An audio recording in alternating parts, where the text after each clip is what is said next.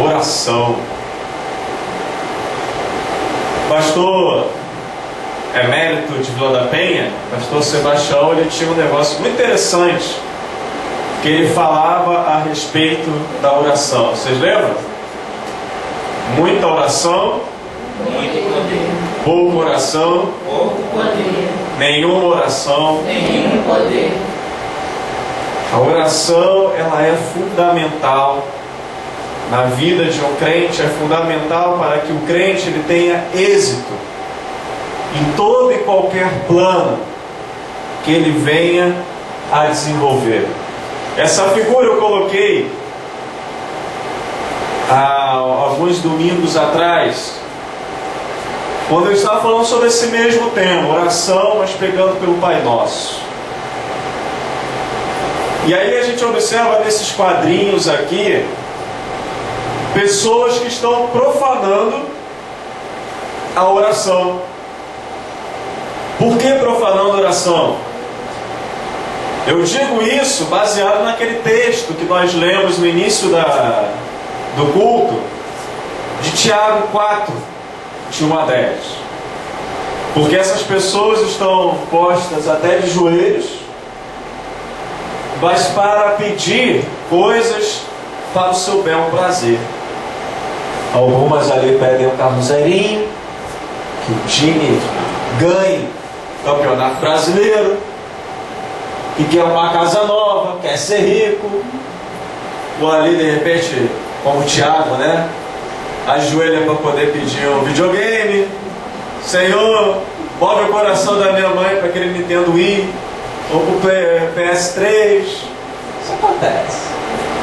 E tem um outro aqui que está orando: Senhor, eu te quero mais do que tudo nessa vida.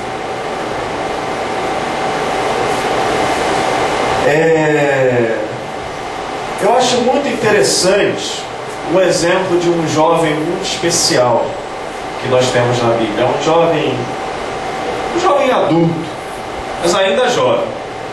Eu digo jovem porque ele deve ter os seus 30 anos de idade, mais ou menos. E eu vou fazer 30 anos esse ano, né? Então, eu tenho que chamar esse jovem, esse homem de 30 anos, de jovem também, senão eu vou começar a achar que eu tô saindo desse grupo. E esse jovem é um jovem de oração. Esse jovem, quando ele tem lá os seus 33 anos, ele faz uma oração e ele diz: eu e o Pai somos um. Ele fala eu e o Pai somos um, mas apesar dele falar eu e o Pai somos um, a gente observa que durante a vida dele, ele foi um intenso orante. A todo momento a gente vê esse jovem indo para um lugar, muitas vezes isolado.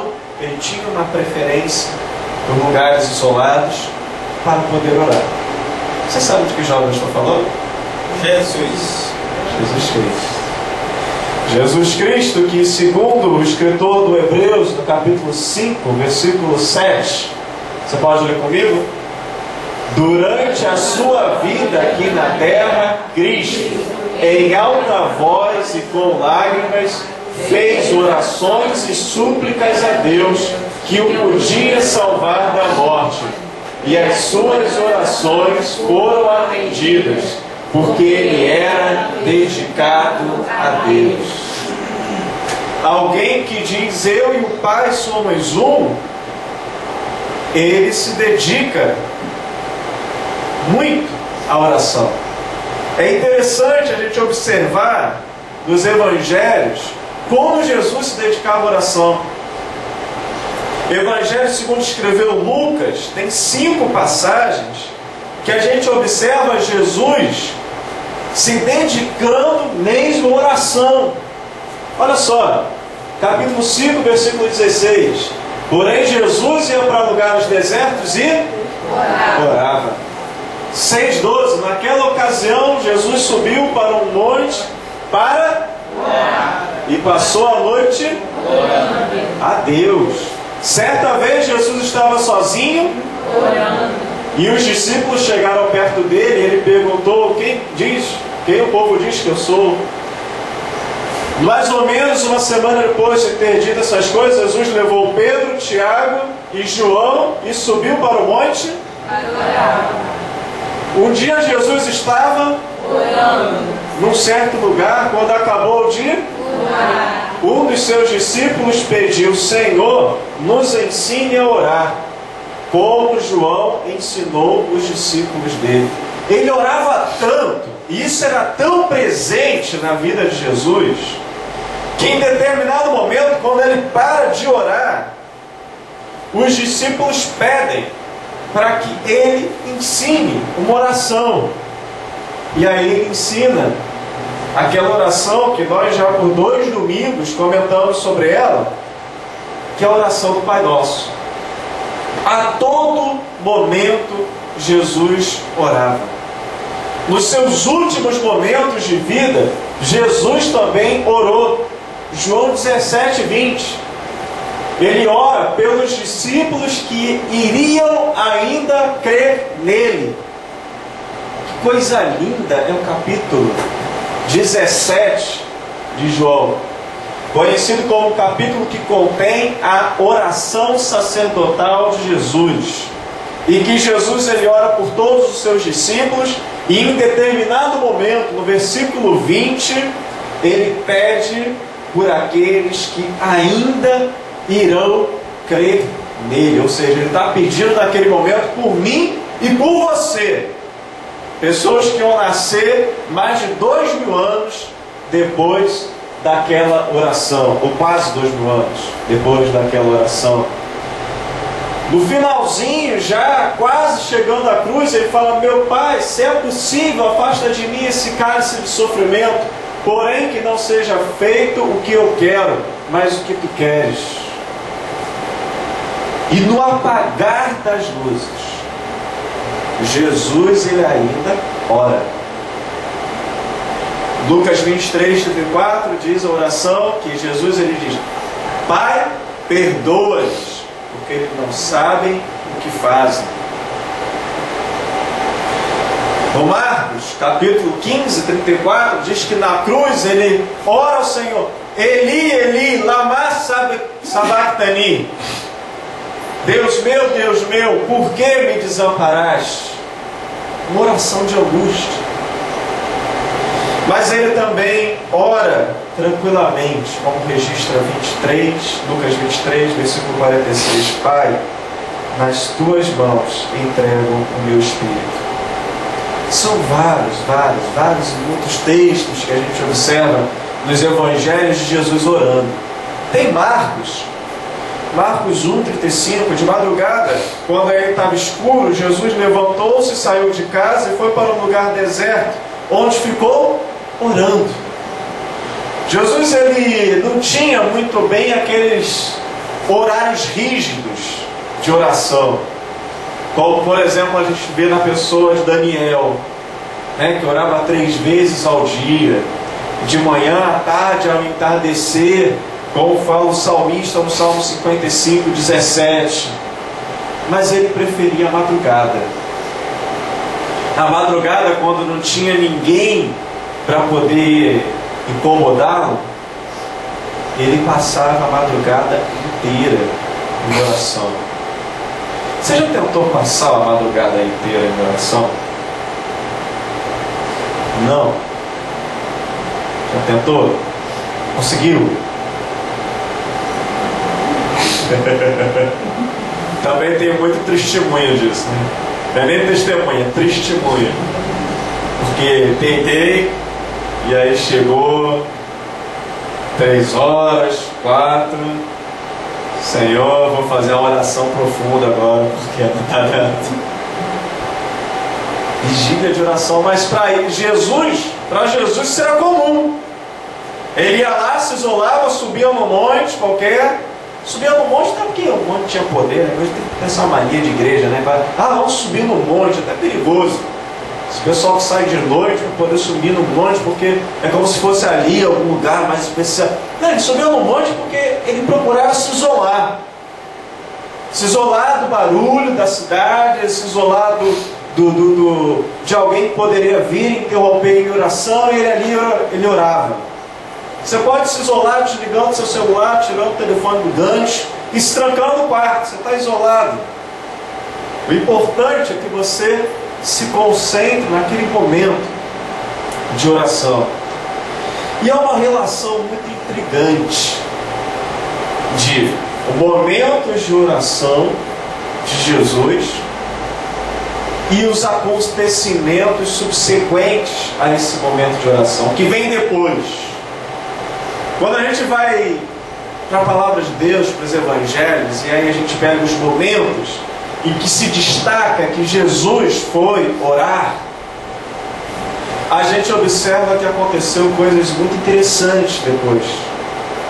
E a primeira coisa que eu gostaria de falar para vocês é que com Jesus a gente aprende que a gente deve orar muito antes de iniciar um trabalho. A gente observa duas narrativas a respeito do jejum e da oração e da tentação no deserto. Um dos textos é de Mateus 4:2. O Mateus 4:2 diz que a tentação ocorreu depois de 40 dias de oração e jejum. Já o evangelista Marcos e Lucas diz que a tentação aconteceu durante esses 40 dias. Mas o fato, e aí os teólogos fazem uma síntese, é que na verdade durante esses 40 dias Jesus teria sido tentado o tempo todo. E que essas três tentações que são descritas no Evangelho seriam o clímax da tentação. Aquelas três mais pesadas. Jesus ele estaria ali durante 40 dias em espírito de oração, em jejum, vivendo momentos de plenitudes. Plenitude do espírito, plenitude de oração e jejum e plenitude de tentação. Jesus, antes de iniciar o trabalho, antes de ser tentado, ele está em jejum e oração. E por que eu estou chamando a atenção nesse momento? Porque depois que Jesus ele é levado, ou impelido pelo Espírito Santo ao deserto para ser tentado, as coisas mudam a partir depois daquele momento. Porque depois daquele momento Jesus certamente abandona o seu ofício de carpinteiro. Ele deixa a sua mãe, certamente a essa altura da vida viúva, e os seus irmãos para se lançar ao ministério. Foi uma bruta mudança de cenário. E para enfrentar essa bruta alteração de cenário, ele passa 40 dias em oração e jejum. Agora, Jesus vai conviver diariamente com o ser humano nas suas complicações, nas suas enfermidades, nos seus problemas, nas suas maldades, nas suas carências. Agora Jesus vai atender tantas pessoas que, como diz Marcos 6,31, ele não vai ter tempo suficiente para comer e, como diz em Mateus 8,20, nem para poder deitar. Talvez por isso que ele procure a madrugada para poder orar. A madrugada o pessoal dá um descanso, dá um refresco. É o único momento que ele tem para poder orar. E aí ele gasta esse tempo. Seria então para dormir?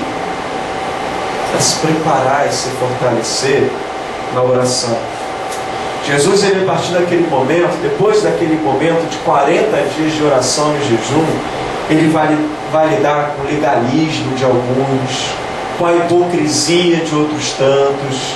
Ele vai curar doentes, vai expulsar demônios, vai ressuscitar alguns mortos, como foi a filha de Jairo, a sogra de Pedro, Lázaro. Ele vai transformar água em vinho naquele casamento em Caná da Galileia. Ele vai multiplicar por 2 vezes os pães, peixes para uma grande multidão. Ele vai acalmar tempestade, principalmente ele vai perdoar pecados. Ele vai enfrentar a oposição, ele vai enfrentar escárnio, ele vai enfrentar a perseguição. Só que antes de começar esse trabalho, ele se colocou em oração. Então, toda vez que eu imagino que eu deva iniciar um trabalho, toda vez em que o Senhor me dá uma visão daquilo que eu tenho que fazer, a primeira coisa que eu devo fazer é me pôr em oração. É por isso que hoje pela manhã eu pedi para que a igreja ore. Porque não são só os desafios da obra física que se colocam diante de nós, mas principalmente da obra espiritual. E aí eu falei com os irmãos da necessidade de orarem e de principalmente de se colocarem diante do Senhor ao serviço. Que eu, por mim mesmo, não vou conseguir realizar o que se tem para realizar. Nós somos corpo e o corpo funciona pela atividade de todos os membros. Então se faz necessário que cada membro também se disponha. Por isso que eu tenho falado, cada casa, uma igreja e cada membro um ministro da palavra. Porque nós precisamos agir em conjunto. Então eu ainda não compartilhei com os irmãos os planos que nós temos, mas eu peço que os irmãos se unam a mim em oração, para que antes de que a gente comece esse trabalho, que a gente ganhe, né? Eu quase que falo perca, mas na verdade é ganhe tempo orando. Nós precisamos orar antes de iniciar o trabalho. Nós precisamos buscar a Deus para as nossas atividades, para que a gente possa receber dele a orientação necessária, a força necessária e a sabedoria necessária, para que a gente possa compreender qual é a boa, perfeita e agradável vontade de Deus para as nossas vidas e para a vida da sua igreja. Jesus, com ele também, nós aprendemos que nós devemos orar bastante antes de escolher os nossos parceiros. Nós devemos orar ao Senhor antes de escolher os nossos parceiros. Você pode ler comigo Lucas 6, versos 12 e 13? Naquela ocasião, Jesus subiu ao monte para orar e passou a noite orando a Deus. Quando amanheceu, chamou os seus discípulos e escolheu 12 deles. Diz o texto aqui que ele orou uma noite inteira antes de escolher os 12, aqueles seus discípulos que seriam os mais chegados. Esse texto aqui ele aponta para a gente explicitamente esse hábito de Jesus orar, e orar intensamente, orar de madrugada, ficar a madrugada inteira orando, buscando realmente a direção, buscando a orientação, a força, a sabedoria para que ele possa agir. E nós também, quando nós vamos pensar em quais serão os nossos parceiros ministeriais, quais serão os nossos parceiros na vida, seja num relacionamento afetivo, seja num relacionamento de negócio, nós precisamos nos pôr de joelhos e orar. Porque Jesus, ele orou uma madrugada inteira para poder escolher aqueles que seriam o corpo docente e regente da igreja primitiva. Imagina se ele escolhe mal os homens que iam dar prosseguimento à sua missão, o fracasso que seria a sua vinda. Mas ele passa uma noite inteira orando por aqueles homens que ele haveria de escolher para ser os seus discípulos mais próximos. E dos 260 capítulos que nós temos no Novo Testamento, 86, ou seja, 33% do que a gente tem na Palavra de Deus hoje no Novo Testamento é escrito por esses homens. Para isso, ele orou durante uma noite inteira. Segundo a tradição, esses homens, alguns escreveram, mas outros fizeram as primeiras missões transculturais. Porque a tradição cristã diz que, por exemplo, Tomé, aquele que duvidou da ressurreição de Jesus, que só ia crer se ele tocasse, se ele visse a ferida, Tomé, segundo a tradição, foi que anunciou o Evangelho na Índia. O Judas, filho de Tiago, não os Iscariotes, mas o filho de Tiago, ele morreria como mártir na Síria, segundo nos relata a tradição. Muitos não escreveram, mas muitos se empenharam e dedicaram a sua vida para poder anunciar a esse Jesus para outros povos. Nós precisamos, irmãos, buscar a Deus antes de escolher os nossos amigos e pessoas com quais nós iremos trabalhar. Se Jesus sentiu essa necessidade, quanto mais nós. Se aquele que diz que eu e o Pai somos um sentiu a necessidade de estar em oração para escolher, para iniciar o trabalho, para escolher os seus parceiros ministeriais, quanto mais nós precisamos nos dedicar à oração antes de iniciar o trabalho, antes de buscar as pessoas que vão ser os nossos parceiros e antes também de tomar decisões. Ponto muito importante. Antes de tomar decisões. Capítulo 7 do Evangelho de João. João, ele termina capítulo 7 com o encontro dos guardas e do templo com os chefes dos sacerdotes, alguns fariseus e Nicodemos. Esse é o capítulo 7. E aí, quando acaba esses encontros, diz a palavra de Deus que cada um foi para a sua casa, cada um tomou o seu rumo. Isso, finalzinho do capítulo 7. Mas Jesus, o que ele faz? Depois que todos foram para casa, Jesus foi para o Monte das Oliveiras.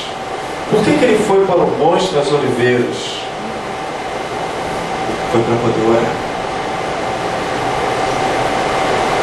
No capítulo 8 de João, verso 2, diz que Jesus apareceu novamente no templo, onde todo o povo se reunia ao redor. E ali acontece algo impressionante. Jesus, ele vai para os montes da Oliveira, aonde sabidamente é o seu local predileto de oração. O Monte das Oliveiras é um monte de mais ou menos 830 metros, é um monte arredondado, não tão difícil de subir então. E ele gosta de ficar ali para poder orar. E quando ele retorna, ele vai ao templo. E aí acontece aquele episódio que a gente conhece como o episódio da mulher adúltera. Aquele episódio acontece no último dia e o dia mais importante da festa dos tabernáculos.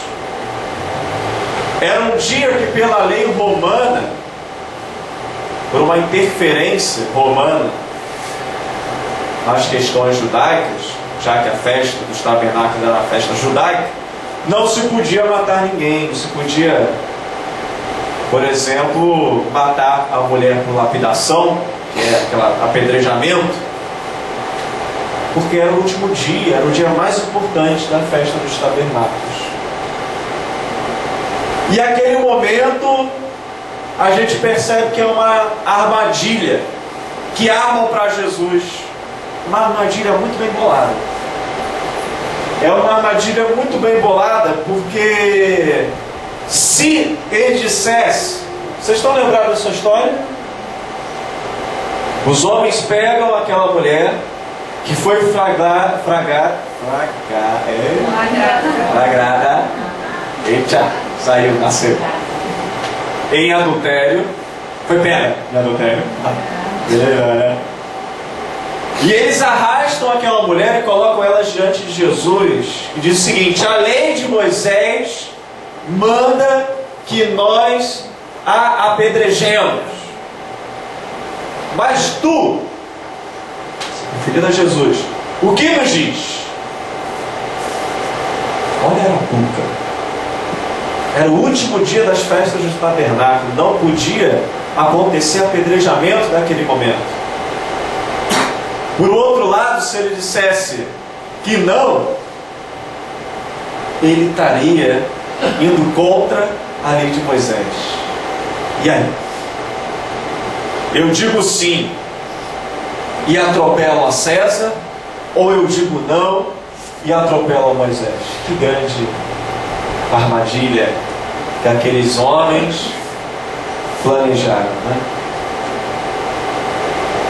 Só que Jesus, quando cada um foi para sua casa, ele se dirigiu ao Monte das Oliveiras para poder orar. E é impressionante a gente observar a sabedoria que ele tem para poder resolver aquela equação. Ele fala simplesmente o seguinte: ok, tudo bem, façamos o seguinte: quem não tiver pecado, atire a primeira pedra.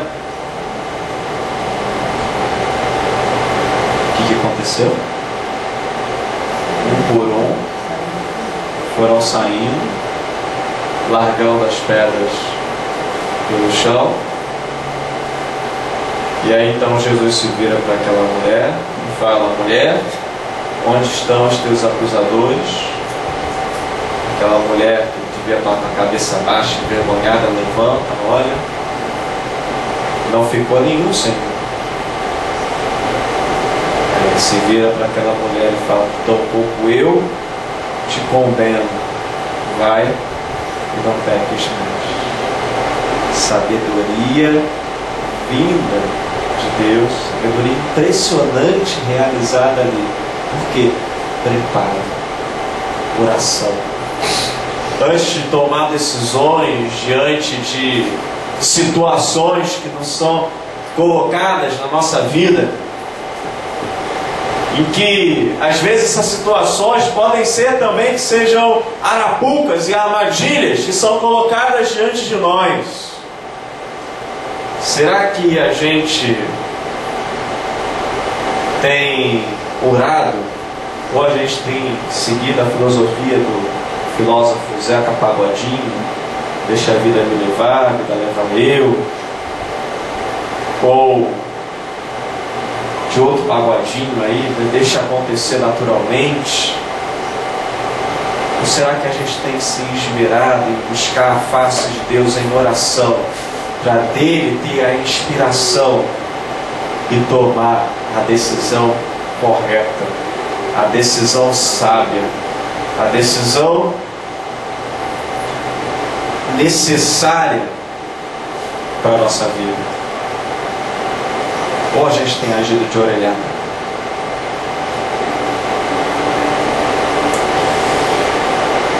A gente precisa, irmãos, buscar a Deus antes de tomar decisões, seja quais sejam essas decisões.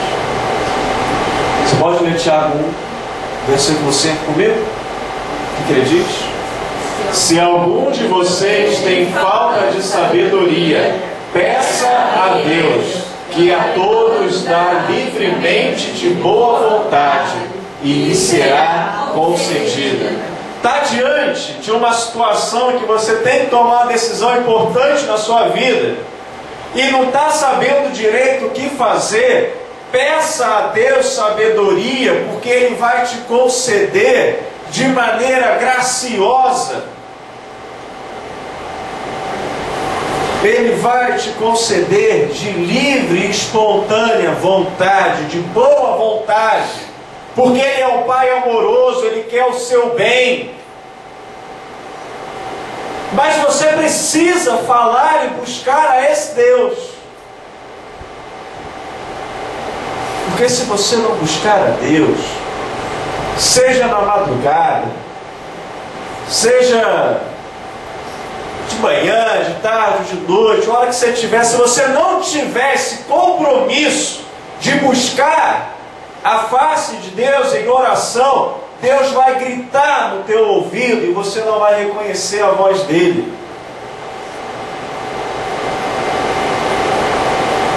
Porque você não vai ter desenvolvido uma relação com Deus. Hoje pela manhã eu falei que Deus ia gritar no seu ouvido porque você não desenvolveu uma relação escutando a voz dele pela leitura da palavra. Mas Deus também pode gritar no teu ouvido dizendo qual é a vontade, você não reconhecer, porque você também não se relaciona com Ele em oração. Se você não se relaciona com Deus em oração pela leitura da palavra, como é que você quer receber de Deus alguma orientação para decidir sobre alguma coisa importante da sua vida? Se o próprio Jesus se colocou diversas e muitas vezes em oração, quanto mais nós temos a necessidade de buscar a Deus em oração. Nós temos que buscar a Deus em oração também, e aí eu chego ao final. Antes de enfrentar o mal. Você pode ler o texto comigo de Mateus 26? Vocês leem comigo. Lembre-se aqui, quando vou ali orar, diz-lhe então aos discípulos: a minha alma está profundamente triste, numa tristeza mortal. Fique aqui e vigie comigo. Indo um pouco mais adiante, prostrou-se com o rosto em terra e orou: Pai.